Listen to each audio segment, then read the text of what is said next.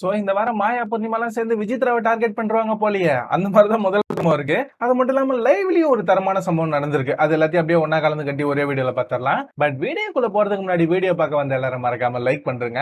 அது ரொம்ப முக்கியம். சோ இப்ப சம்பவங்களுக்குள்ள போயிடலாம். ஸ்மால் பாஸ் வீட்டுக்கு 6 பேர் போனோம் இல்லையா?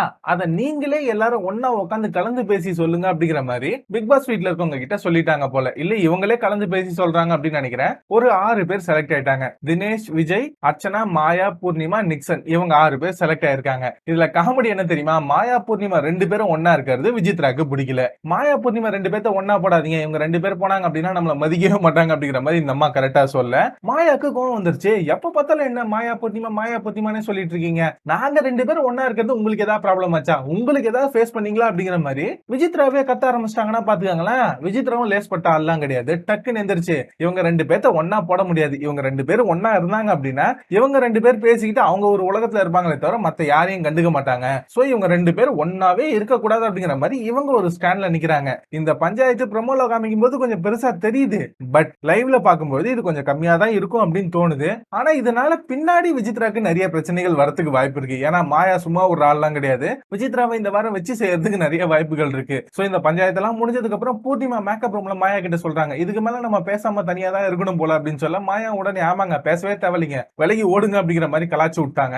இது பாக்குறதுக்கு சீரியஸா இருக்கும். பட் எபிசோட்ல காமெடியா தான் கட் பண்ணுவாங்கன்னு வச்சுக்கோங்களேன், அது வேற விஷயம். சோ இதுதான் இந்த முதல் ப்ரோமோல இருந்தது. இதுக்கப்புறம் இன்னைக்கு லைவ்ல ஒரு விஷயம் நடந்தது. காலங்காத்தால பிக் பாஸ் வந்து இவங்களை வச்சு இன்னைக்கு ஒரு பயங்கரமான டாஸ்க் நம்ம செஞ்சு ஆகணும், எப்படியாவது ஒரு கண்டென்ட் இதுல கிரியேட் பண்ணி ஆகணும் அப்படிங்கிற மாதிரி உண்மையிலேயே ஒரு நல்ல டாஸ்க் தான் வச்சாப்புல.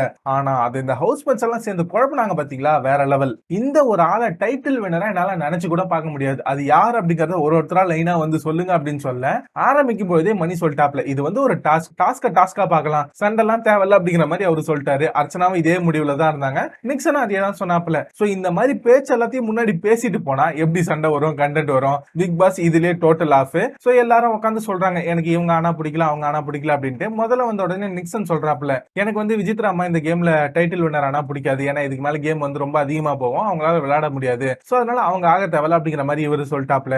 அதுக்கப்புறம் மாயா வந்து சொல்லும்போது முதல்ல டைட்டில் வின்னரை பத்தி ஒரு பெரிய பக்கமா டைலாக் பேசினாங்க. நான் தான் அவனை முதல்ல காக்ரோச் அப்படின்னு சொன்னேன், ஆனா நாங்கெல்லாம் ஜாலியா தான் பேசிப்போம், ஆனா அதை நான் இன்னொருத்தர் கிட்ட சொன்னதுனால அது அப்படியே பரவிடுச்சு அப்படிங்கிற மாதிரி லேசா விஷ்ணுவை குத்தி விட்டு கடைசியில இந்த கேம்ல டாப் ஃபைனலிஸ்ட்ல விக்ரம் வரதுக்கு நிறைய வாய்ப்பு இருக்கு, அது எனக்கு தெரியும் அப்படிங்கிற மாதிரி ஒரு க்ளூவும் கொடுக்குறாங்கன்னு வச்சுக்கோங்களேன். இவங்க சொன்னா நடக்கிறதுக்கு நிறைய வாய்ப்பு இருக்கு, அது ஏன்னு உங்களுக்கே புரியும் அப்படின்னு நினைக்கிறேன். அதுக்கு அடுத்து விஷ்ணு தான் டைட்டில் வின்னரா என்னால நினைச்சு கூட பார்க்க முடியாது, ஏன்னா பர்ஃபார்மன்ஸ் அவர்கிட்ட இல்ல அப்படிங்கிற மாதிரி சொல்லிட்டு போயிட்டாங்க. விஷ்ணுவும் ஓகே ஏதோ சொல்லிட்டு போ அப்படிங்கிற மாதிரி ஜாலியா எடுத்துக்கிட்டாப்ல. அவர் இங்க வரும்போது ரவீனாவா சொன்னாரு, நான் விஷ்ணு கிட்ட இருந்து நிறைய எக்ஸ்பெக்ட் பண்ணேன், அவர் ஃபுல்லாவே இப்ப கொஞ்சம் ஜாலியா இருக்க மூடுக்கு வந்துட்டாரு, அதனால அவரு ரவீனாவை சொன்னாரு. அதே மாதிரி பூர்ணிமாவும் இந்த இடத்துல ரவீனாவை தான் சொன்னாங்க.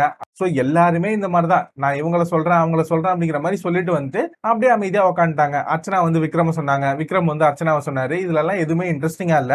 ஆனா தினேஷும் விஜித்ராவும் பண்ணது கொஞ்சம் இன்ட்ரெஸ்டிங்கா இருந்தது. எல்லாரும் சொல்லி முடிச்சிருப்பாங்க, தினேஷும் விஜித்ராவும் மட்டும் சொல்லி இருக்க மாட்டாங்க. விஜித்ரா வந்து தினேஷ் போட்டு நான் கடைசியா வரேன் அப்படின்னு சொல்லியிருப்பாங்க. தினேஷ் காண்டா இருப்பாப்ல, எப்ப பார்த்தாலும் நம்ம எது கடைசியா போகுது, இன்னைக்கு அவங்கள முன்னாடி அனுப்புங்க அப்படின்னு சொல்லியிருப்பாங்க. ஆனா விஜித்ரா போகவே மாட்டாங்கன்னு வச்சுக்கோங்களேன். கடைசியில நானே போறேன்டா அப்படிங்கிற மாதிரி தினேஷே வந்து தரமா ஒரு சம்பவத்தை பண்ணிட்டாப்ல. இவங்க வந்து ஒரு கேவலமான கேம் பிளே பண்றாங்க.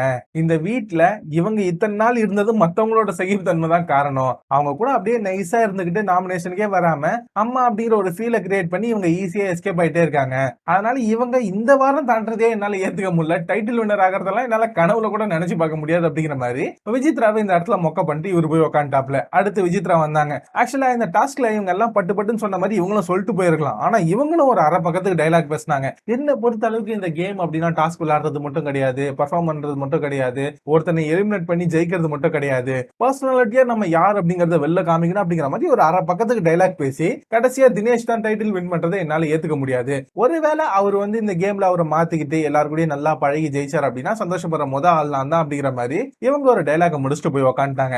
ஆனா இதுல பெருசா பல்ப் வாங்கினது யார் தெரியுமா? பிக் பாஸ் தான். எல்லாரும் அடிச்சுப்பாங்க அப்படின்னு நினைச்சுதான் ஒரு கண்டென்ட் கொடுத்தாப்ல எல்லாரும் ஜாலியா பேசிட்டு வந்துட்டாங்க. இது எல்லாத்துக்கும் காரணம் நம்ம ஹோஸ்ட் தான். வன்மத்தை கக்காதீங்க, பகைமை வளர்க்காதீங்க அப்படிங்கிற மாதிரி பெருசா அவர் பேசிட்டு போனார் இல்லையா? சோ அதனால எல்லாருமே எங்கள் வீட்டில் எல்லா நாளும் கார்த்திகை அப்படிங்கிற மாதிரி ஒன்னா உட்கார ஆரம்பிச்சிட்டாங்க. மேபி விஜித்ராக மாயாக்க இடையில ஏதாவது சண்டை வந்தா உண்டு. சோ இந்த வாரம் வந்து ஃபேமிலி ரவுண்ட் அப்படிங்கிறது எல்லாருக்கும் தெரியும். அது எந்த அளவுக்கு போகுது அப்படின்னு தெரியல. சோ அடுத்தடுத்த ப்ரோமோஸ் வந்தாதான் தெரியும். இன்னும் நாமினேஷன் ப்ராசஸ் வரல, அது வந்து கூட கொஞ்சம் இன்ட்ரெஸ்டிங்கா இருக்கும் அப்படின்னு நினைக்கிறேன். சோ இதுதான் முதல் ப்ரோமோல இருந்தது. கண்டிப்பா இது உங்களுக்கு பிடிக்கும் அப்படின்னு நம்புறேன். இது வரைக்கும் வீடியோ பார்த்து எல்லாரும் மறக்காம லைக் பண்ணுங்க, அது ரொம்ப முக்கியம். நான் அடுத்த வீடியோல உங்க எல்லாரையும் மீட் பண்றேன். Until then, bye bye, thank you guys.